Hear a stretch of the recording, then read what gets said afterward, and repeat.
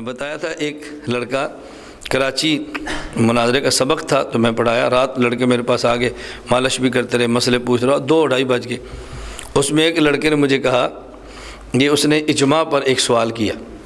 اس نے کہا جی اجماع امت دلیل شرعی ہے؟ میں نے کہا ہاں۔ اس نے کہا دلیل کہ قرآن کریم میں ہے، سورۃ النساء ایسی ہے نا، پارہ نمبر 5 آیت نمبر 115، وَمَن يُشَاقِقِ الرَّسُولَ مِن بَعْدِ مَا تَبَيَّنَ لَهُ الْهُدَىٰ وَيَتَّبِعْ غَيْرَ سَبِيلِ الْمُؤْمِنِينَ نُوَلِّهِ مَا تَوَلَّىٰ وَنُصْلِهِ جَهَنَّمَ وَسَاءَتْ مَصِيرًا۔ مجھے کہتا ہے یہ آیت قرآن ہے؟ میں نے کہا جی ہاں۔ کہتا ہے اس کی دلیل؟ میں نے کہا اجماع۔ اجماع حجت شرعیہ ہے، دلیل قرآن۔ قرآن یہ اصلی قرآن ہے، دلیل اجماع۔ اجماع سے ثابت ہے نا۔ مجھے کہتے ہیں یہ تو دور ہے، یہ کیا ہے؟ دور ہے۔ کیوں؟ اجماع موقوف ہوا قرآن پر، قرآن موقوف ہوا اجماع پر، یہ تو دور ہے، تو دور تو باطل ہے۔ میں نے کہا بیٹا دور باطل ہے لیکن یہ دور نہیں ہے۔ مجھے کہتے ہیں کیوں؟ میں نے کہا اس لیے کہ آپ کو دور کی تعریف یاد نہیں۔ اگر آپ کو دور کی تعریف یاد ہوتی نا، آپ کبھی اعتراض نہ کرتے۔ کیوں؟ میں نے کہا قطبی پڑھی ہے؟ کہتا جی پڑھی ہے۔ میں نے کہا قطبی میں جا کر دور کی تعریف دیکھنا۔ قطبی والے نے دور کی تعریف لکھی ہے، توقف الشیء علی ما یتوقف علیہ ذلک الشیء من جہۃ واحدہ۔ یہ ہے توقف کی تعریف۔ توقف کسے کہتے ہیں؟ ایک چیز موقوف ہو دوسرے پر، دوسری موقوف ہو پہلی پر، اور توقف کی جہت ایک ہو۔ جہات میں تعدد آ جائے پھر توقف نہیں ہوتا، نہ پھر دور نہیں ہوتا۔ مثلا باپ موقوف ہے بیٹے پر، بیٹا موقوف ہے باپ پر، یہ دور نہیں ہے۔ بیٹا موقوف ہے باپ پر وجود میں، باپ نہ ہو تو بیٹے کا وجود کیسے ہو؟ اور باپ موقوف ہے بیٹے پر باپ کہلوانے میں، جب بیٹا نہیں ہوگا تو باپ کون کہے گا؟ یہ دور نہیں ہے۔ حالانکہ بیٹا موقوف ہے باپ پر، باپ موقوف ہے بیٹے پر، لیکن توقف کی جہت میں تعدد آ گیا، اب یہ دور نہیں ہے۔ میں نے کہا اجماع موقوف ہے قرآن پر حجت ہونے میں، اور قرآن موقوف ہے اجماع پر ثبوت میں، تو اجماع کا توقف حجتاً ہے اور قرآن کا موقوف ثبوتاً ہے، اور جب جہت بدل جائے پھر دور نہیں ہوتا۔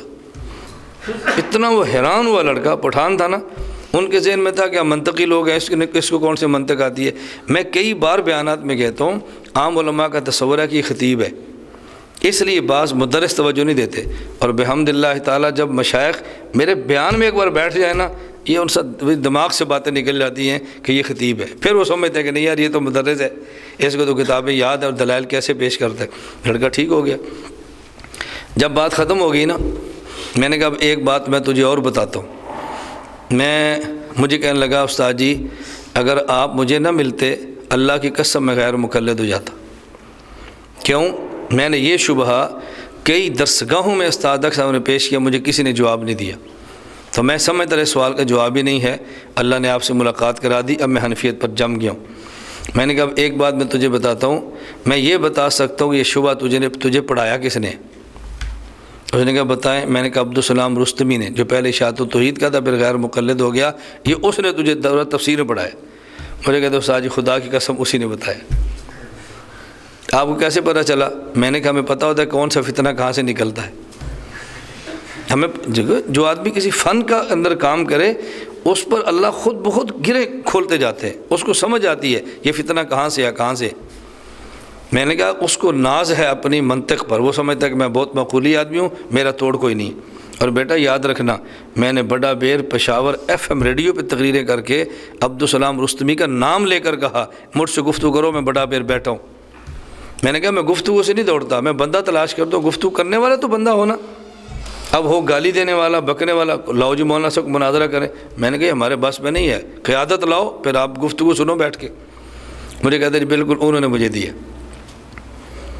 تو ابھی میں سفر میں تھا، بہاولپور تھا، تو لودرام رات رکے، صبح اٹھے تو بیٹھے ہوئے تھے، ایک دو ملنے ایک بندے میں نے جی سوال کرنا، میں نے کہا کریں۔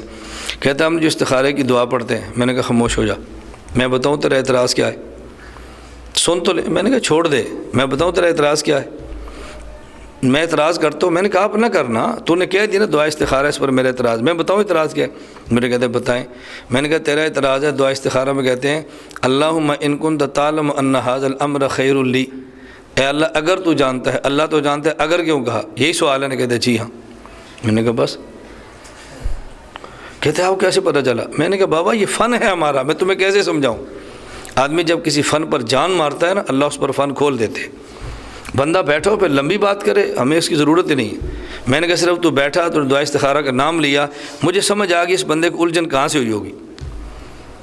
بندے کو اندازہ ہوتا ہے یہ پھنسا کہاں پہ، اس کو ٹینشن کہاں سے ہوئی ہے۔